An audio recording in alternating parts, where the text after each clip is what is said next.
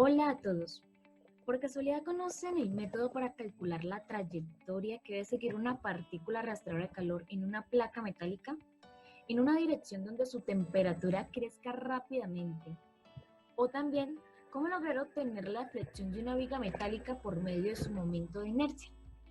Para comprender del método del cual les estoy hablando, debemos conceptualizarnos sobre las derivadas e integrales múltiples en el cálculo vectorial, tema al cual explicaremos junto con mi compañero Juan Sebastián Pérez Salinas y quien les habla, Juliana alias Perdón. Empezaré hablando sobre las derivadas parciales, en las cuales, dada una función con cierto número de variables, se deriva respecto a una variable y las demás son tomadas como constantes en el proceso de la derivada, lo cual explicaré mucho mejor para que me entiendan en un ejemplo más adelante. La derivada parcial consiste en sí, como se puede ilustrar en la imagen derecha, donde un plano x sub 0 con la superficie forma esta curva y derivando respecto a un punto se puede encontrar la pendiente de la recta tangente en este punto o incluso la pendiente de la curva, derivando respecto a la variable y, donde en la imagen izquierda se puede mirar dos derivadas parciales en el mismo punto, con el plano x sub 0 y y sub 0, y las rectas tangentes derivando respecto a x y respecto a y. La notación de una derivada parcial es la que se puede observar aquí, que es la derivada parcial con respecto a x o la derivada parcial con respecto a y, donde, como dije anteriormente, si derivamos respecto a x, la variable que se deriva es x y y se deriva como una constante. Entonces, la derivada de seno de x por la constante y al cuadrado, se saca la constante, que sería y al cuadrado por la derivada de seno de x, donde la derivada de seno de x es coseno de x. Luego, la derivada parcial con respecto a y se toma a la y como una variable y seno de x como una constante. Entonces, la derivada de y al cuadrado es 2y y 2 por seno de x, y. Luego se procede a derivar nuevamente esta función respecto a x, que obtenemos que la derivada de coseno de x es menos seno de x por la constante y al cuadrado. Si derivamos nuevamente respecto a y, obtenemos que la derivada de y al cuadrado es 2 por la constante coseno de x por y. Si vamos por el otro lado y de nuevo derivamos respecto a y, luego respecto a x, tenemos que la derivada de seno de x es coseno de x por las constantes 2y. O respecto a y y nuevamente respecto a y, obtenemos que 2 seno de x por la derivada de y, que es 1. Entonces, como ustedes pueden observar, si seguimos un orden donde se deriva de una variable a la otra variable de la función, que sería respecto a x, respecto a y, o respecto a y y respecto a x, estas son derivadas parciales mixtas, las cuales tienen que dar resultados iguales. Según la notación en la que se encuentra la derivada parcial, asimismo derivamos, pero como mencioné, como los resultados son iguales y en ciertos cálculos simplifica más seguir otro orden que no es el de la notación, podemos realizarlo para obtener los resultados. Se deriva las derivadas parciales igualmente con una función de varias variables, donde en este caso, si derivamos w con respecto a x y a esta función que la podíamos determinar en valores de r, s y t, podemos derivar con respecto a r, respecto a s o respecto a t. También conviene hablar sobre las derivadas de órdenes superiores, que como dije anteriormente, serían las derivadas de x y luego se deriva respecto a la misma variable. De tercer orden sería 3 veces la misma derivada a la misma variable. Y mixtas es de ir de una derivada respecto a una variable, luego respecto a la otra y luego respecto a la otra. Así hasta hacerlo con todas las variables. Entonces, aquí como mencioné anteriormente el orden, primero se deriva respecto a x. Primero la que esté a la derecha y así a la izquierda.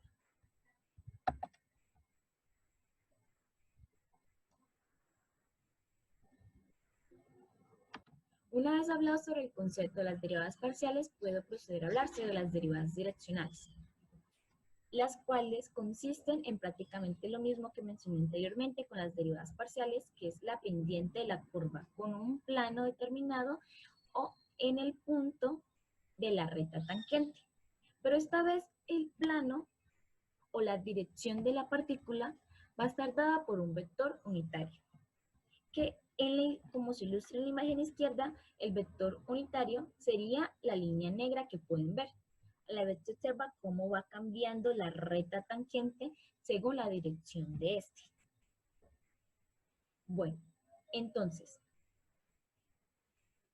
en la otra imagen se puede ver cómo están realizando cambios donde θ es la dirección y x sub 0 el plano o el lugar donde se encuentra la partícula y y sub 0 igualmente.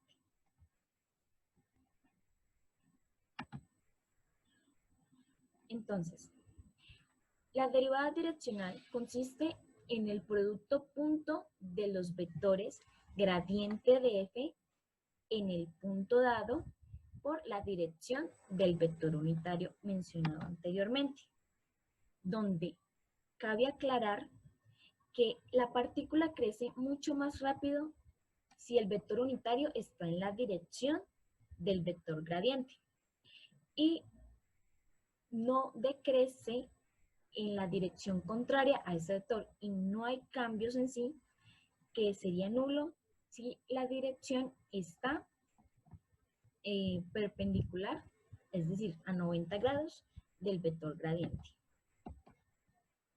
Ya que como pueden observar aquí, el vector gradiente sería la línea verde.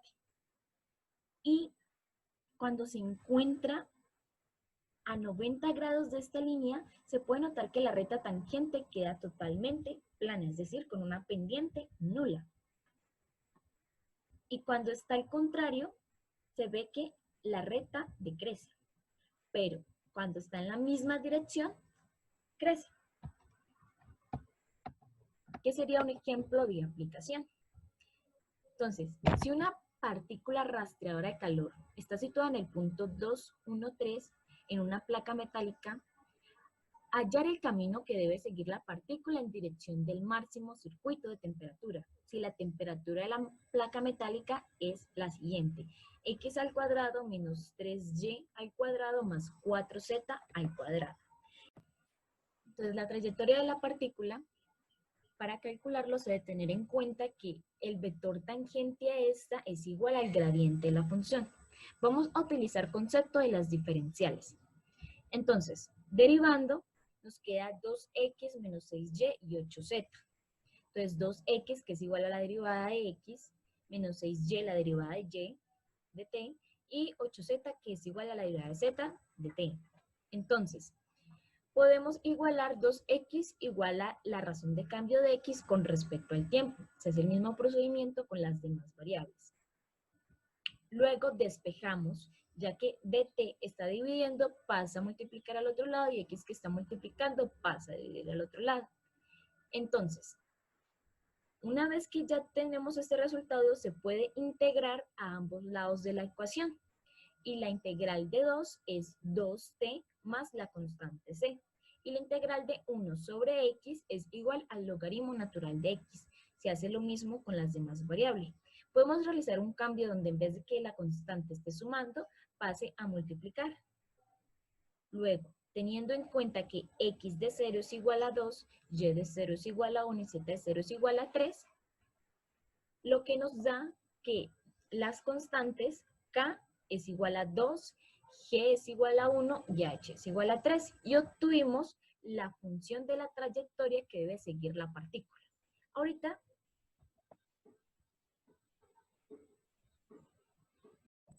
Bueno, ahora podemos calcular la razón de cambio de la función de temperatura de la partícula en dirección donde crece más rápidamente esta. La derivada direccional es igual al producto punto del vector gradiente por el vector unitario, lo cual es igual a la magnitud del vector gradiente por la magnitud del vector unitario por el coseno del ángulo entre estos dos vectores. Entonces podemos decir, teniendo en cuenta que el vector unitario, donde su magnitud es igual a 1, que es igual a la magnitud del vector gradiente por el coseno entre los dos vectores. Como mencioné anteriormente, la temperatura crece más rápido en la misma dirección del vector gradiente. Entonces, el ángulo entre los dos vectores es 0 y coseno de 0 es 1. Por lo tanto, en este caso, la derivada direccional es igual a la magnitud del vector gradiente.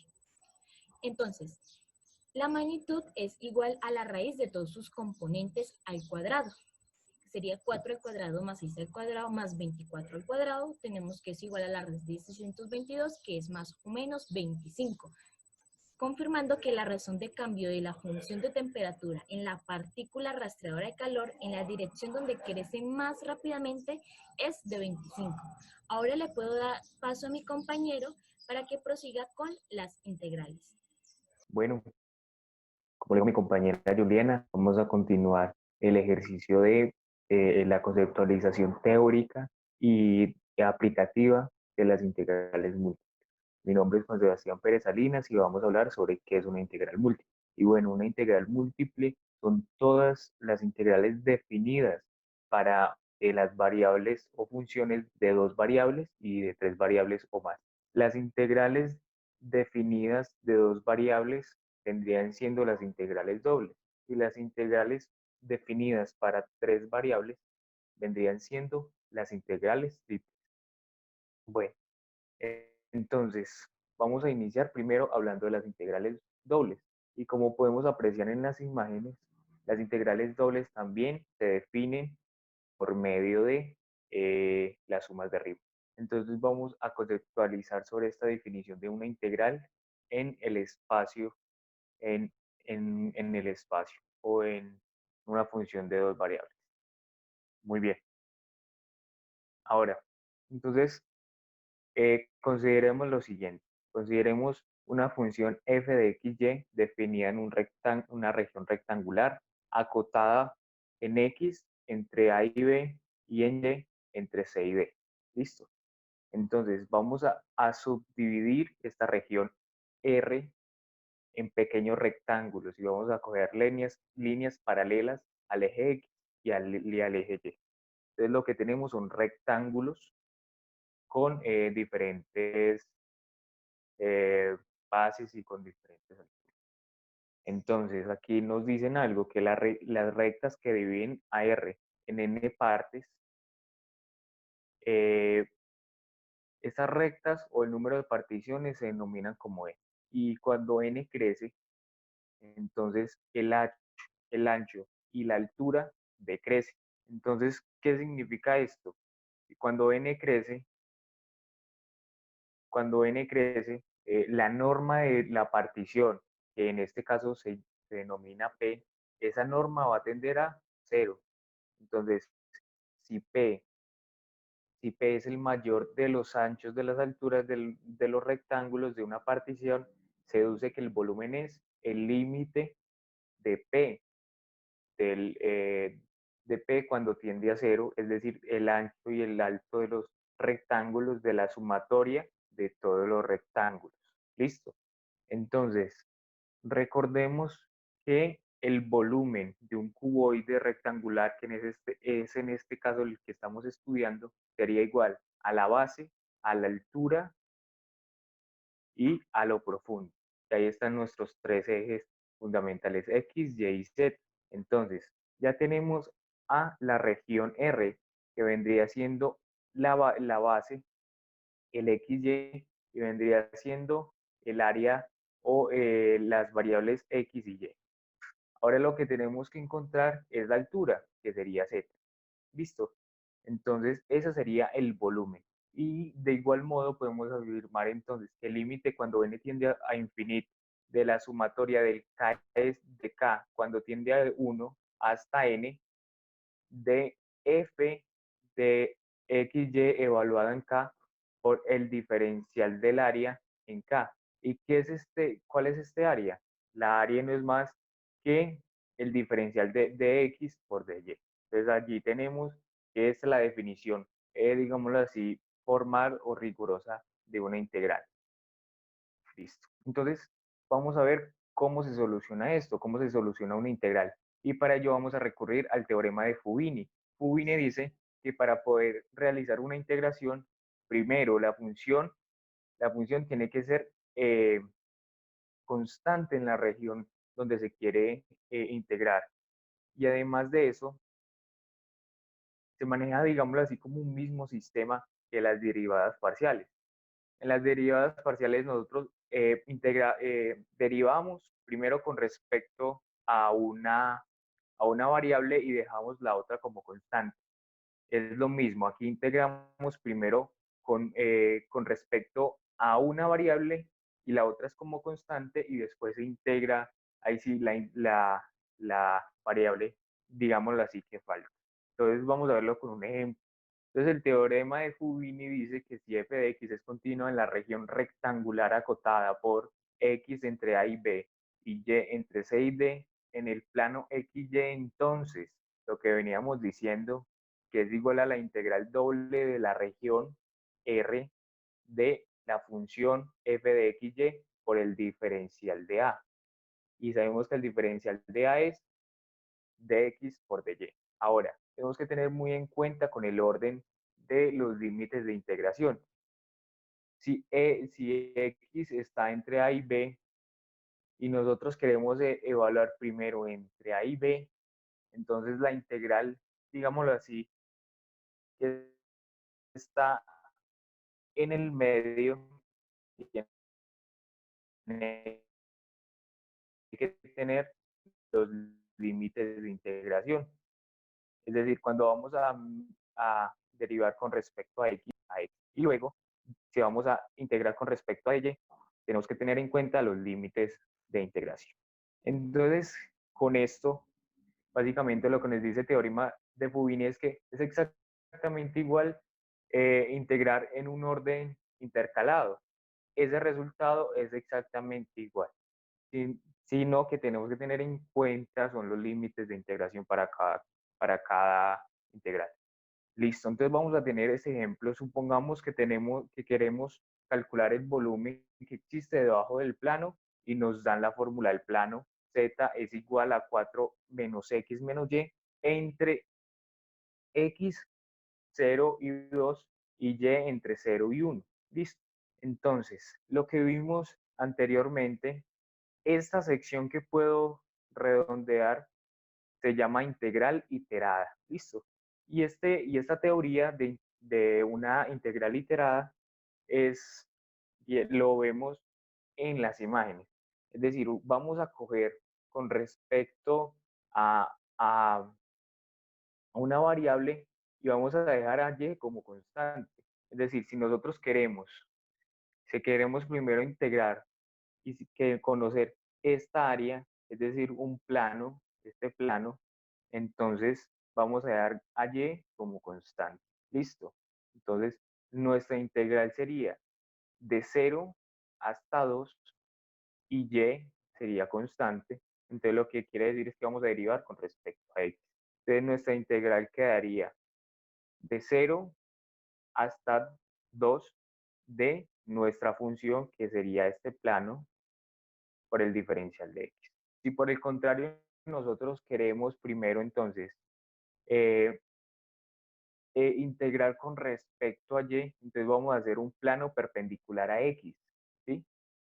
Y x entonces tomaría valores constantes. Y lo que hace y es básicamente ir desde 0 hasta 1.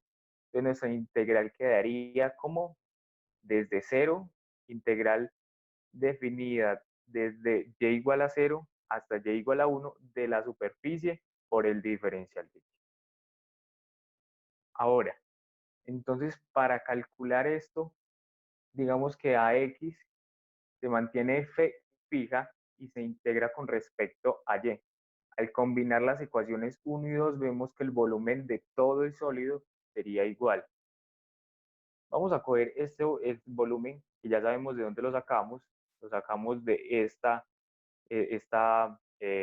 situación, y el volumen entonces sería igual a esta integral que es AX sería esta integral, listo, integral definida. Integramos esta integral iterada y lo que nos da es 7 medios menos x. Ahora vamos a derivar o a integrar, perdón, con respecto a x, el diferencial de x. Lo que tenemos entonces es el siguiente resultado que nos da 5. Como les dije entonces, si lo hubiéramos hecho al revés, es decir, primero hubiéramos integrado con respecto a x y después con respecto a y, nos tiene que dar exactamente el mismo resultado. El teorema de Fubini entonces ratifica esta predicción de que tienen que ser iguales. Bien, ahora, el siguiente punto es de cómo calcular los límites de integración. O sea, nosotros necesitamos saber desde a dónde hasta dónde. Para ello, me baso en el libro de Thomas, que da el consejo de hacer 3 pasos. Entonces, digamos que en el ejercicio o en las circunstancias nos dicen que nos van a dar una región acotada por x más y igual a 1 y x cuadrado más y cuadrado igual a 1. Lo que tenemos aquí, esto es una recta y eso sería la ecuación de una circunferencia. Bueno, entonces lo que vamos a hacer primero es hacer el bosquejo, como donde se intersecta. Entonces podemos igualarlos y nos da que los puntos donde se encuentran los puntos en común sería 0,1 y 1,0. Listo. Ahí serían los dos puntos como de solución de esas dos ecuaciones. Ahora, Ahora bien, lo que vamos a hacer, el segundo paso sería determinar los límites de integración en Y. ¿Cómo determinamos esto Y? Vamos a imaginar una línea vertical, ¿listo? Que atraviese la región. Bien, ahora, encontramos el primer punto. Este punto sería que Y igual a 1 menos X. ¿De dónde salió esto? Bueno, recordemos que las ecuaciones son X más Y igual a 1. Si nosotros, por decirlo así para explicarlo mejor, despejamos a Y, ¿sí? Despejamos a Y y tenemos que Y es igual a 1 menos X. Ahora, es en este punto donde es este punto donde encontramos primero la intersección con la región. Ahora si seguimos, ¿dónde sale? Sale en Y igual a 1 a raíz de 1 menos X al cuadrado. Ahí tendríamos los dos límites de integración para Y. Ahora, tenemos que determinar los límites de integración para X. ¿Cómo los determinamos? Ahora, nosotros lo que hicimos fue encontrar en Y. Ahora necesitamos saber qué espacio en X están los límites de integración. Entonces miramos dónde está la X mínima y la X máxima. Y damos cuenta que el mínimo sería 0 y la máxima sería 1. Lo que nos quiere decir esto entonces que la integral queda integral definida de x cuando es igual a 0 hasta x igual a 1 de la integral de y igual a 1 menos x hasta y igual raíz de 1 menos x al cuadrado de f de xy por el diferencial de y. ¿Por qué? Porque estamos aquí con los límites de integración en y por el diferencial de x, perdón. Allí tenemos que estos pasos, los pasos 2 y 3, que hacen referencia hacia la línea vertical y el espacio pueden ser truncados. Es decir, no siempre tenemos que realizarlo con la línea vertical, sino que también lo podemos hacer con la línea horizontal. Entonces aquí vemos, si le hacemos una línea horizontal, tenemos que entra en 1 menos x igual a 1 menos y. Y sale en x igual a raíz de 1 menos y cuadrado. Y nuestra integral queda como podemos observar allí. Dentro de las muchas aplicaciones que tiene la integral doble, lo vamos a centrar entonces en una que está enfocada a la ingeniería civil y es sobre los momentos primeros y segundos momentos de inercia. ¿Y qué son los momentos de inercia? El momento de inercia lo podemos ver como la capacidad de un objeto de resistir algunas fuerzas externas. Entonces, si nosotros podemos calcular estas fuerzas o esa capacidad de resistir, entonces podemos calcular la inercia, que es esa capacidad de resistencia de una viga. Bueno, como podemos observar aquí en la tabla, tenemos aquí una tabla que nos habla de los primeros momentos, el centro de masa y la masa. Este estudio también hace referencia se puede aplicar en funciones de una sola variable, pero esas están aplicadas a planos, es decir, a áreas. En el caso de las integrales dobles, podemos entonces estudiarlo en sólidos.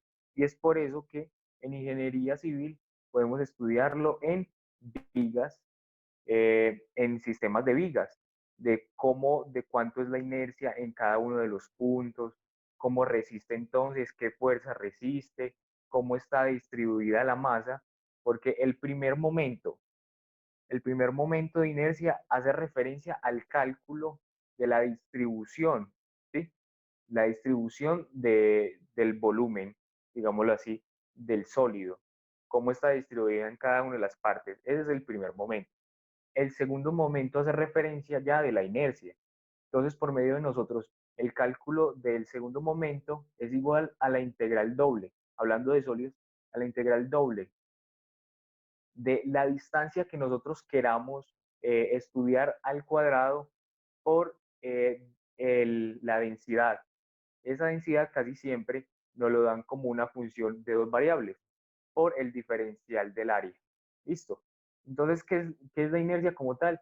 Nosotros aquí tenemos que se le está aplicando una fuerza, ¿sí?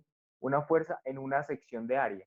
Pero lo que nosotros queremos saber es en ese punto cómo resiste o cómo resiste ese material, dependiendo de la fuerza. Listo. Entonces decimos que este diferencial de la fuerza es igual a un K, que el K es una constante del, del material por la distancia, que sería esta distancia Y, que la pueden observar aquí, por el diferencial del área, que es el área que nosotros queremos estudiar donde se está aplicando la fuerza. Bueno, todos esos conceptos de momentos de inercia y momentos inerciales hace referencia o hace parte del estudio de la mecánica o de la estática, ¿sí? De la resistencia de material y todo esto. Pero aquí podemos observar más o menos que cuando se aplica la fuerza de un objeto, de cómo hace un pandeo, cómo se flecta. Y estas flexiones podemos calcularlas por medio de la integral doble. Eh, ¿Qué tienen que ser sólidos? Recordemos que si queremos eh, eh, encontrarlo en secciones planas, o sea, en áreas, pues aplicaríamos la integral, una sola integral. Y eso es todo. Nosotros nos basamos en el libro de Thomas, Cálculos en varias variables. Allí están todos los temas que nosotros hablamos y muchas gracias por estar atentos.